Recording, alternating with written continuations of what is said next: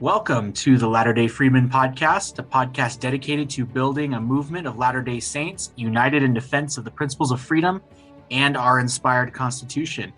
I am your host, Jacob Hibbard, and I am joined, as I am each time, by my fellow Freemen. Got Jeremy Anderson here with us, Tyson Hardcastle, and special guest, Richie Angel. Richie, thank you so much for being with us tonight, and welcome to all of you. Of course, thank you so much for inviting me.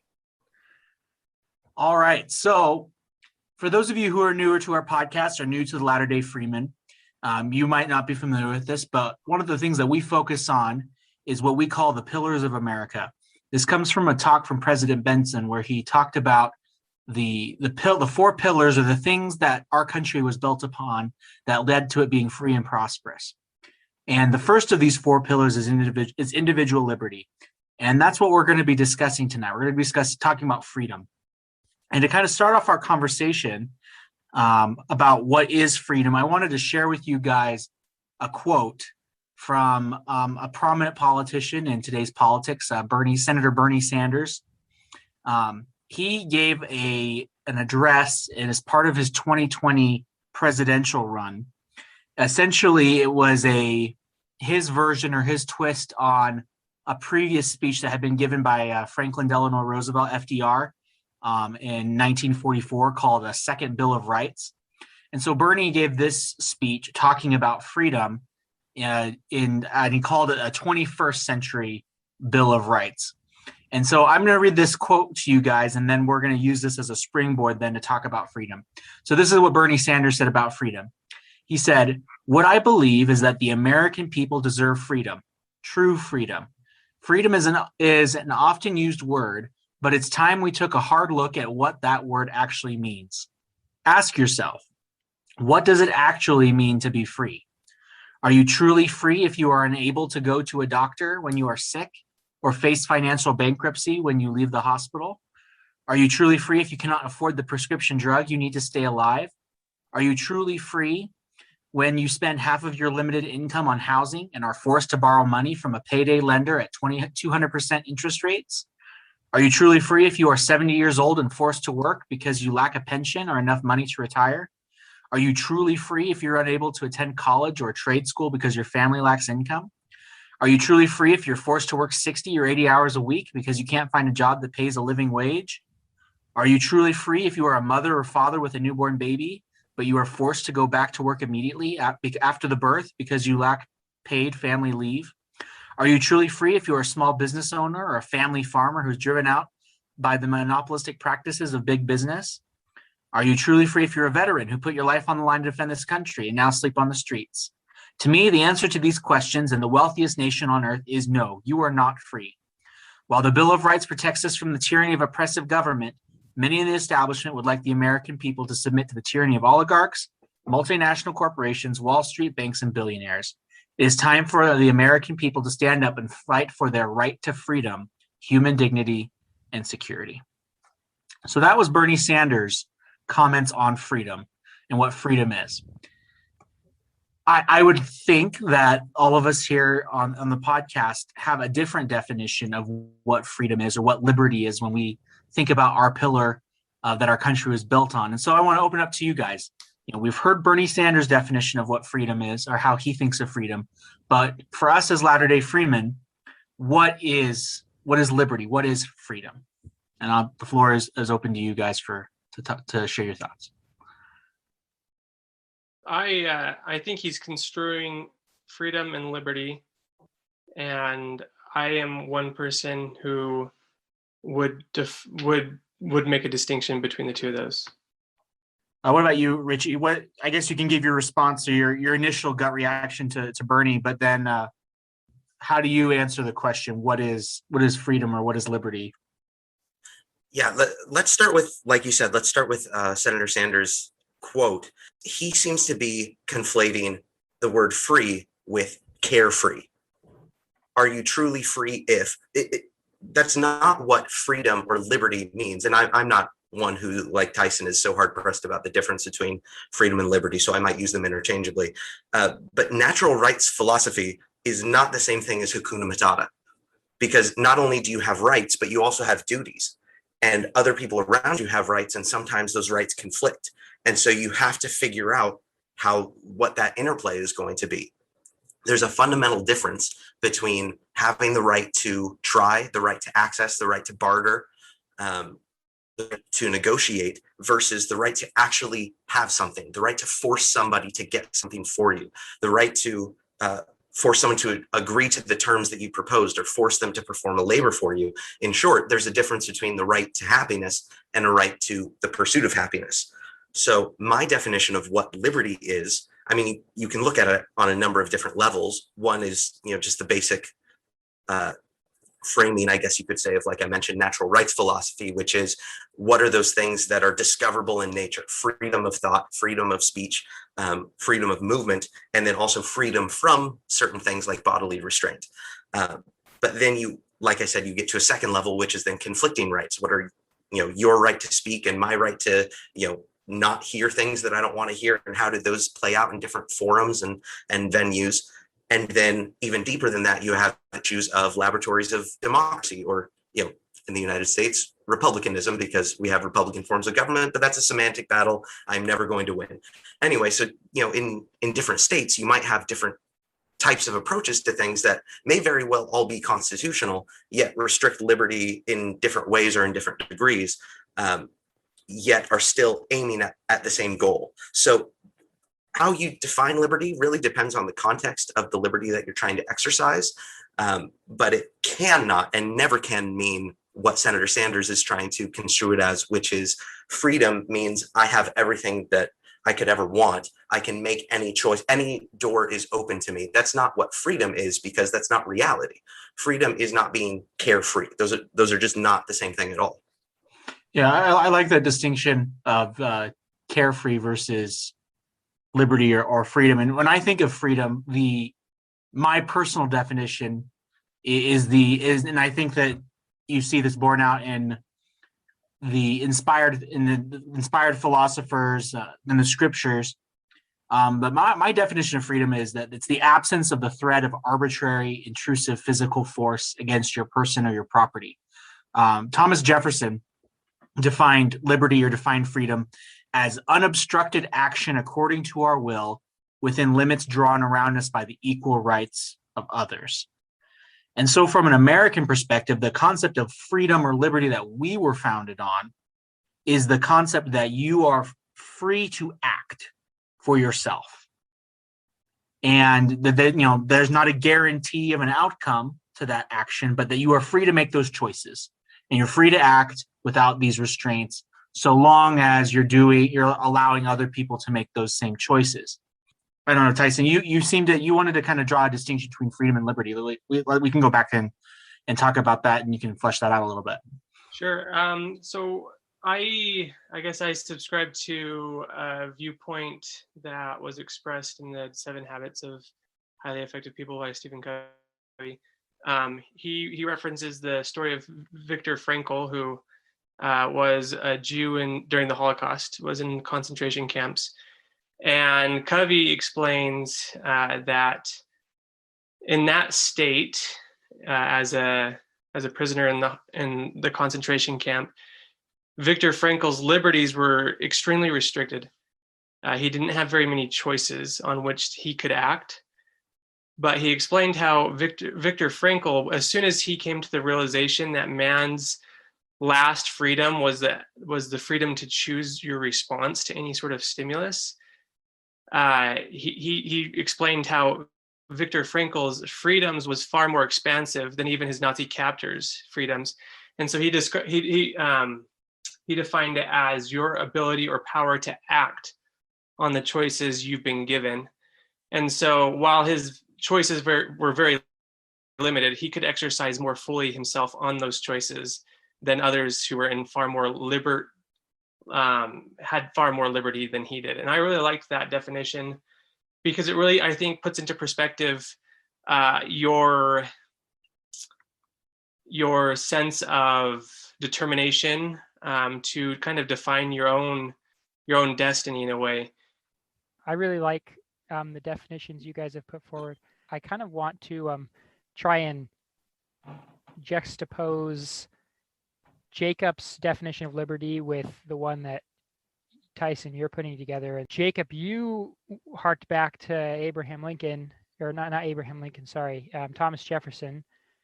And if I understood your definition of liberty, essentially, in more common terms, it was, I'm free to not have my stuff taken from me. I'm free to not have somebody, beat me up or impose physical restraints on me. Tyson, you're talking about, I feel like what you're talking about is harder to put into simple terms. I wonder, does someone else have can we put that in simple terms? I would almost feel like Tyson's definition of freedom is more of like the state of the soul, in the sense of when Christ says, if he who the Son of God makes free is free indeed, in the sense of like that kind of freedom of the soul, and you're not bound down by sin, you're not a slave to your circumstance. And so like I feel like it's more of a spiritual state. And then when we're talking about freedom or liberty in a political context, I think that it's much more a lot about, I guess, like you said, the environment that you're in. President Oakes, in his talk that he gave in General Conference in April, defending our divinely inspired Constitution, he kind of makes a distinction between freedom and agency as well. He said that God has given his children moral agency, the power to decide and to act. The most desirable condition for the exercise of that agency is maximum freedom for men and women to act according to their individual choices. And so I think that's more along the lines of, I guess we'd say, the definition that Thomas Jefferson gives. I think that's how he said it. It's unobstructed action according to our will is that maximum freedom that President Oakes is talking about. And I think that while having the freedom that Viktor Frankl talks about is good, it's not sufficient for progression, and that alone is not desirable, in the sense that you will not find full happiness or fully be able to progress spiritually, let alone physically and all these other things, with that alone. And that the other, that liberty, I guess, if we're going to use the distinction, if we're going to draw a distinction, liberty is necessary for progression as well. And to kind of back that up, one of the things that I studied preparing for this discussion was a talk from President David O. McKay. And he said, next to the bestowal of life itself, the right to direct our lives is God's greatest gift to man. Freedom of choice is more to be treasured than any possession earth can give. And then he talks about how without it, so fundamental in man's eternal progress is his inherent right to choose, that the Lord would defend it even at the price of war. Without freedom of thought, freedom of choice, freedom of action within lawful bounds, man cannot progress. And that's from his talk, The Church in the Present War, that he gave in 1940, I think it was 1942. So yeah, I guess I would say that while the freedom that Tyson is talking about, that freedom of the soul that Viktor Frankl had, is desirable, I don't think it's sufficient. Bernie Sanders is kind of drawing on people's heartstrings in this quote. I think, something that we all yearn for is the ability to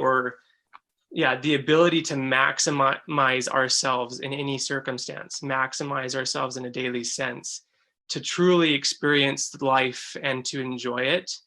And then he comes in and starts talking about, because we don't have, universal healthcare, you are not free to really maximize yourself in a daily sense. And I think that's dangerous because it's two different things. Everybody has the freedom to develop themselves in whatever circumstance they are in right now. They can truly experience fulfillment in their circumstance daily as they apply themselves. And that's something I think Viktor Frankl found in the concentration camp, which is why I think it's really important to make that distinction. Another conflation that he brings in his quote is this idea between rights and obligations, or I think you said response. I forget exactly, Richie, how you put it, but for It was every rights right and duties. and duties, yeah. So for every right you have, somebody usually has to bear an obligation or a duty to provide that right. Now, the natural rights are a different breed. They're natural. And so your right to life, the duty that we all carry around you is not to kill you. Whereas a right to free healthcare, the duty around is for those who have been trained to dispense that healthcare without compensation, which violates their rights. And so I just think all around this quote is really dangerous, because a lot of people who aren't going to read those fine nuances between these definitions are being misled down a path that is nonsensical, really. Yeah, I completely agree. And I think this is a good bridge into the next question of, what limits are there, if any, to our liberty? And I think that what you brought up, Tyson, about Bernie's definition of freedom is such that for you to experience the level of freedom that Bernie is requiring for you, some other person must be subjugated or crushed. Their freedom must be trampled upon to provide that for you. While our liberty, our God-given right, our rights, or our freedom, our liberty, which I think those are all kind of synonymous. I think that our natural rights are ways that we quantify or describe our freedom. It helps us understand how our freedom applies in different circumstances and to different things.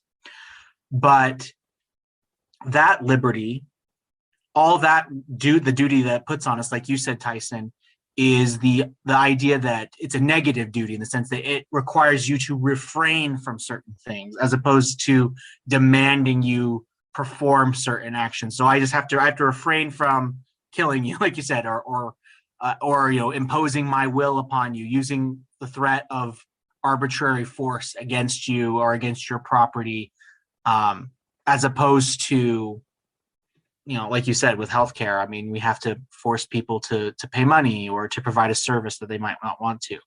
Well, and to really kind of accentuate that point, the refrainment that you must exercise is only insofar as it impedes on my rights. Your only refrainment is from hampering on other people's rights.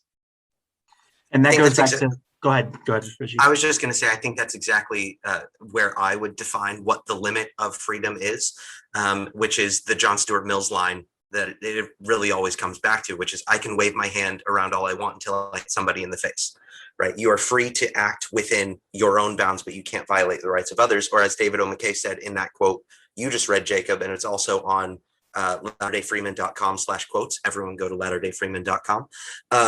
David O. McKay says, freedom of action within lawful bounds.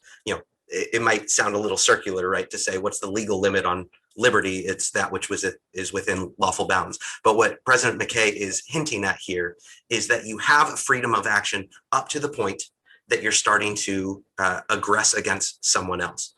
John Locke, in his second treatise on government, he talks about how law, almost paradoxically, you could say, upholds freedom as opposed to restricts it. I think often we think of law as, law punishes you for doing certain things. It restricts your ability, which in a way is true, but rightful law only restricts your ability to harm other people. And he has this comment that he puts in when he talks about this. For in all states of created beings capable of law, where there is no law, there is no freedom. For liberty is to be free from restraint and violence from others, which cannot be where there is no law. And then he says, for who could be free when every other man's humor might domineer over him? So we can't be free or experience liberty if we're living in a society or in a situation where anyone arbitrarily might roll up on you, hit you, bonk you over the head, take your stuff, enslave you, prevent you from worship, from speaking your mind. That's not freedom. And I think if you want to get really nerdy, that's, he's pushing back against Hobbesian freedom, the idea that freedom means I can do whatever I want, regardless of other people. So I like that John Locke draws that distinction. And like I said, it's almost paradoxical in today's world. And I think that's it feels like a paradox because law has been so twisted and manipulated to do things that it's not supposed to be doing. that it's hard to think of it as an instrument of freedom, but law really in its true sense is it is supposed to enable us to exercise that freedom to its fullest extent, or as President Oaks said, to create a situation of maximum freedom. To really kind of pull this full circle, I think Verlin Anderson in his Many Are Called, Few Are Chosen talks about how if then we are not allowed as individuals to infringe on others' rights, then how could government have that right? If government is made by the people, is derivative to the people, that is an infringement. And so here Bernie Sanders again talks about how can you be free without free healthcare? And if you decode that, you're basically saying, how can you be free without subjugating other people's freedoms to your fancies? And so that's why the quote inherently is flawed, right? I think that what Senator Sanders is describing there and what you guys have been talking about is just making me think of really the underlying greed, and which is a subset, I guess, of pride, or at least is closely attached to pride, that is inherent in that philosophy, which is, can you really be free while this other person is free? Can you really be happy while this person is happy? Are you really rich if this person is rich? And you have to either punch up or punch down. You have to punch somebody if you want that kind of freedom under that philosophy. And I guess that's the distinction that we're trying to draw, is freedom means that you're not allowed to punch other people. And Bernie Sanders' freedom requires that you punch other people. Yeah, that's a good way of putting it. Yeah, I like that. So let's transition a little bit to our final point. So we've talked about what freedom and liberty are. We've talked about what the limits are. Why is that? And why is this important to us as Latter-day Saints? I mean, it obviously has political implications that are important, but is there any reason why this is important from a Latter-day Saint perspective?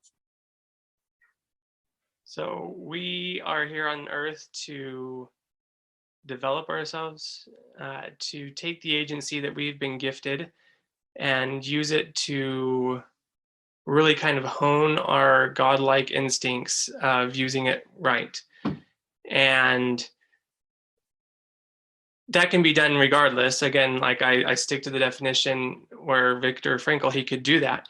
It could be done no matter what, but the conditions that really are good for that kind of growth and development are in a free society, or a society where you are not having your rights trampled on constantly, because you can spend less time worrying about where your food's coming from tomorrow and more time worrying about how you can help the person down the street get the food they need for tomorrow, if that makes sense.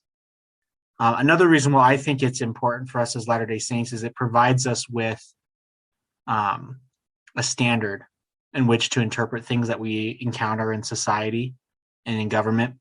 And President McKay, in his talk, Man's Free Agency, he said, a fundamental principle of the gospel is free agency.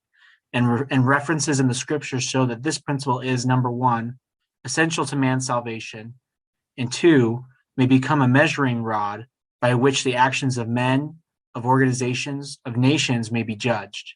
Man's free agency is an eternal principle of progress, and any form of government that curtails or inhibits its free exercise is wrong. And so I think, to me, the answer to the question of why is it important from Latter-day Saint perspective, obviously it's important to the plan of salvation, but an understanding of this principle gives us a measuring rod for evaluating our own behavior, the behaviors of others, the behavior of our government. And I think that that's an invaluable tool to have that. I think it's easy to look at what government does and to get caught up in the nuance or the details or the noise, I guess you could say, of what this policy does or what this law does or this law doesn't do. And this simplifies things.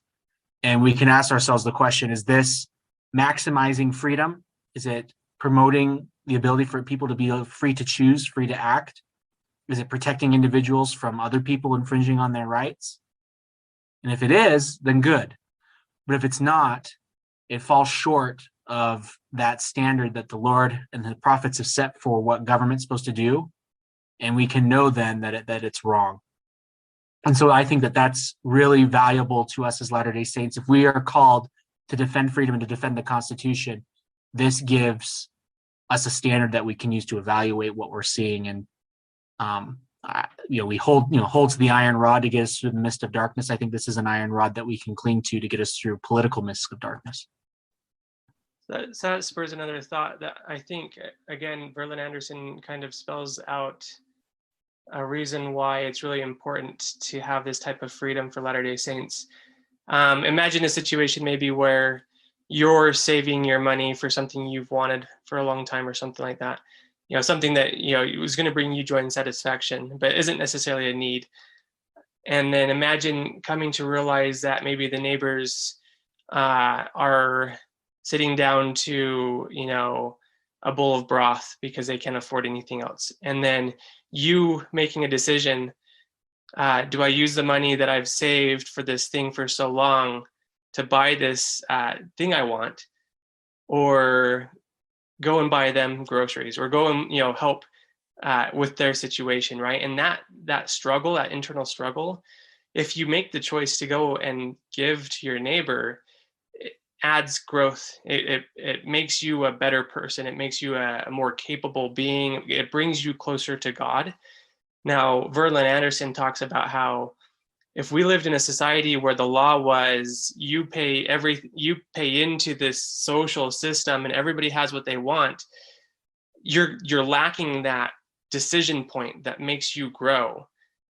Are the people who are required or mandated by law, essentially by gunpoint, to give to their neighbor, are they growing in that same way as somebody who is choosing of their own free will to give what they have worked hard for?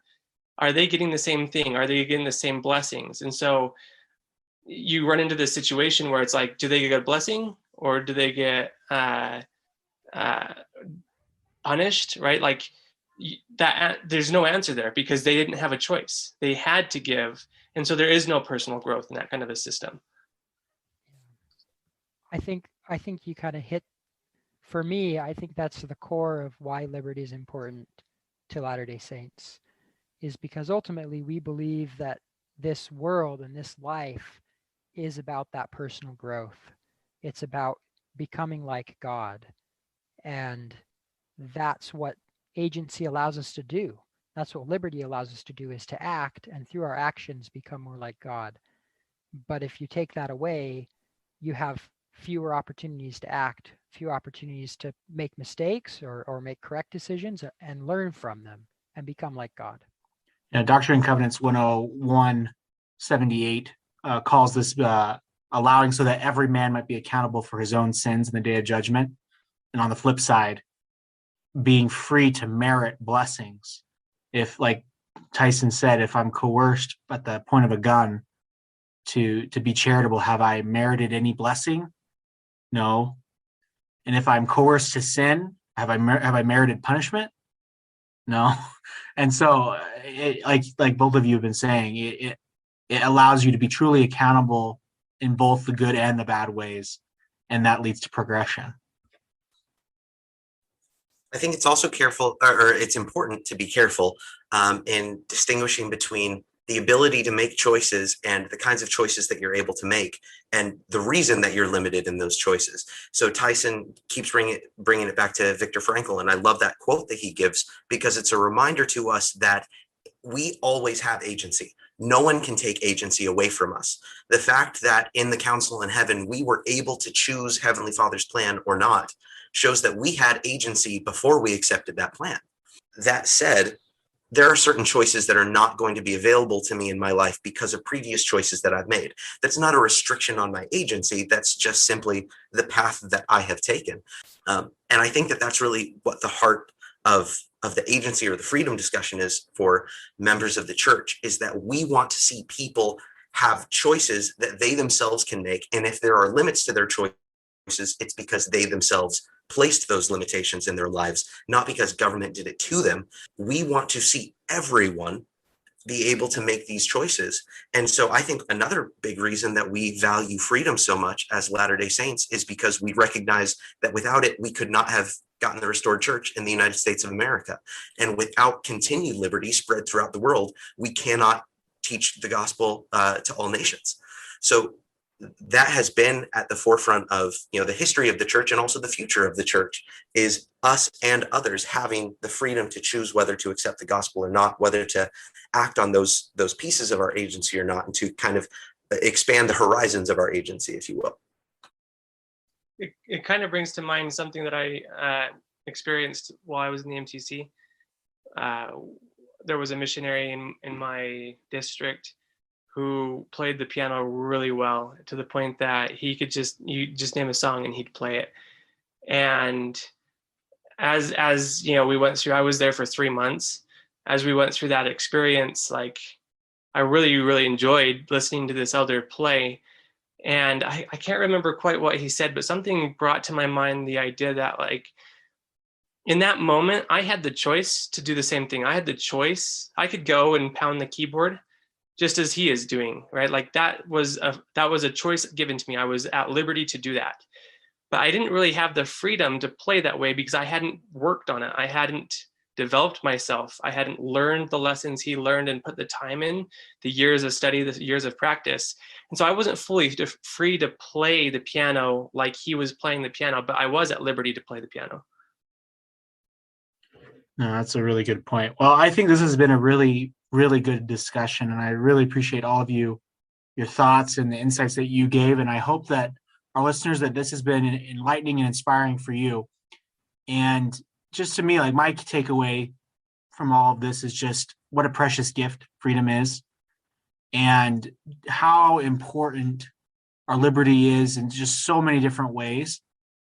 And I think that, and we haven't talked about this, and this could be a whole nother discussion, that as we reflect on how important freedom is, it should spark within us a desire, a fire, so to speak, to protect it from any type of infringement, whether it be from government, from other individuals, but then also our own choices.